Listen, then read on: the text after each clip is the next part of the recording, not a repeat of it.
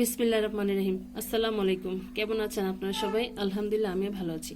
আজকে আপনাদের মাঝে আমি নিয়ে আসছি কলার মোচার রেসিপি। তো আমরা গ্রাম্য ভাষায় এটাকে থোর বলে থাকি, এখন এটাকে বেশিরভাগ আমরা জানি মোচা বলে। এই যে দেখুন, এরকম কলার থোর আমি একটা নিয়ে নিয়েছি, মানে মোচা। এর থেকে এগুলোকে আমি বের করে নিয়েছি। বের করে এটার ভেতরে যে কাঠির মতন একটা লম্বা স্টিকি থাকে, এই যে এরকম পিনের মতন দেখতে কিছুটা, এটাকে এভাবে বের করে নেওয়া লাগবে। তার সাথে এরকম সাদা যে পাইপের মতন প্লাস্টিকের মতন থাকে, সেটাও পরিষ্কার করে নেওয়া লাগবে প্রত্যেকটা। ঠিক এভাবে বের করে আমি এটাকে পরিষ্কার করে ধুয়ে ভালোভাবে সেদ্ধ করে আমি এটাকে ভালোভাবে বেটে নিয়েছি। আপনারা চাইলে ব্লেন্ড করেও নিতে পারেন। ভিডিওটি লম্বা হয়ে যাবে দেখে আমি আপনাদেরকে আর সেদ্ধ করে বেটে দেখালাম না। তো আমি এখানে বেটে এরকম এই যে মিহিন করে নিয়েছি ঠিক এইভাবে। আর তার সাথে লাগবে আমার এখানে পেঁয়াজ কুচি আর থেতো করা রসুন,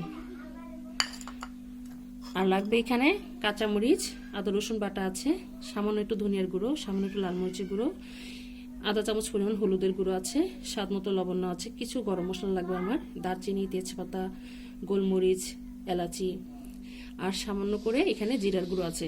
তাহলে চলুন আপনাদেরকে মোচাটা রান্না করে দেখাই। এখন আমি চুলোর কাছে চলে আসলাম, একটা কড়াই দিয়ে দিলাম। এখন সামান্য করে একটু তেল দিয়ে দিব এর মধ্যে।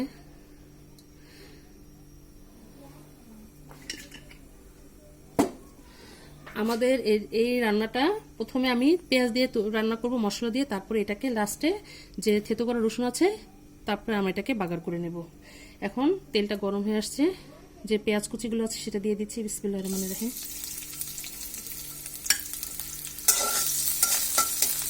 হালকা একটু নরম হয়ে আসলে তারপরে এর মধ্যে আমরা মশলাগুলো অ্যাড করে দিব। আমাদের পেঁয়াজটা হালকা নরম হয়ে গিয়েছে, এখন এই পর্যায়ে আমি কিছু পানি দিয়ে দিব।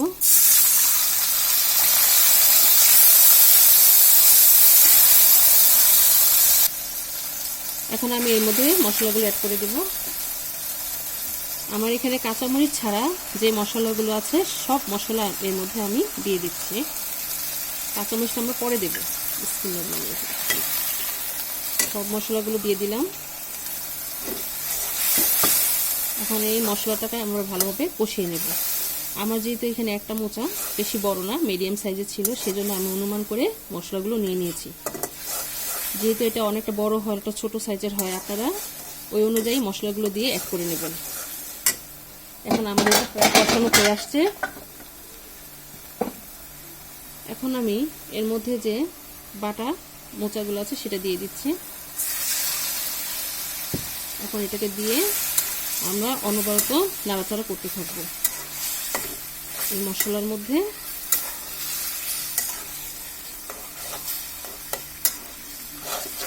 যেহেতু এটার ভিতরে যে স্মেলটা আছে সেটা যেন চলে যায়, কোনো রকম পানি থাকা যাবে না এটার মধ্যে।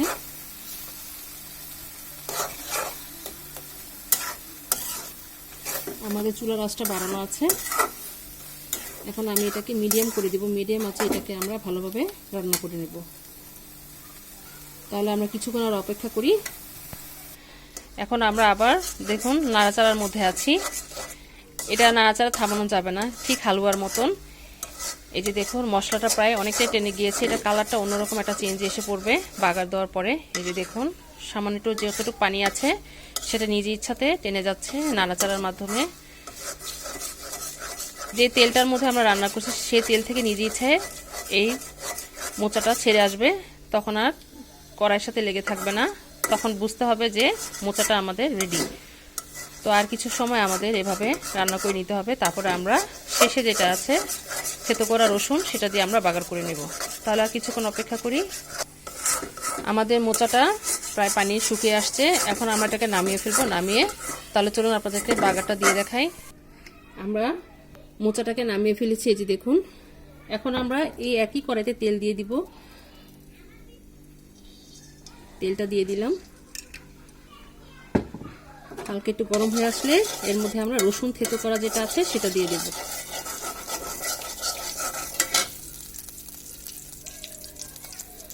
আমাদের থেতো করার যে রসুনটা আছে সেটা দিয়ে দিচ্ছি। বিসমিল্লাহির রহমানির রহিম।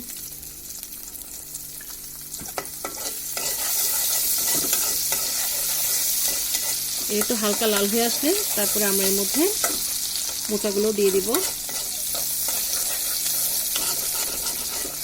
আমরা ডাল যেভাবে বাগার করি ঠিক ওই প্রসেসেই এই শাকটা রান্না করে দিতে হয়।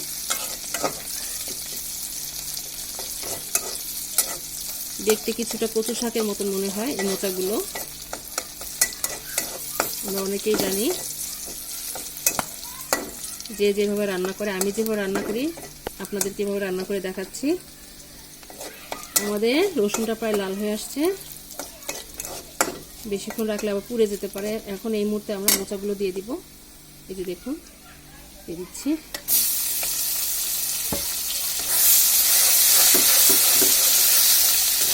এই যে দেখুন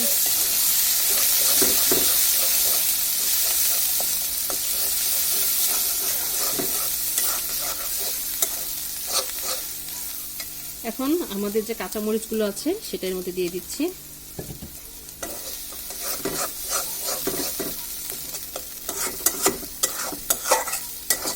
এখন আমরা এটার বেশিক্ষণ নাড়াচাড়া করবো না, যেহেতু এটা শেষ রান্না করা আমাদের প্রায় কমপ্লিট।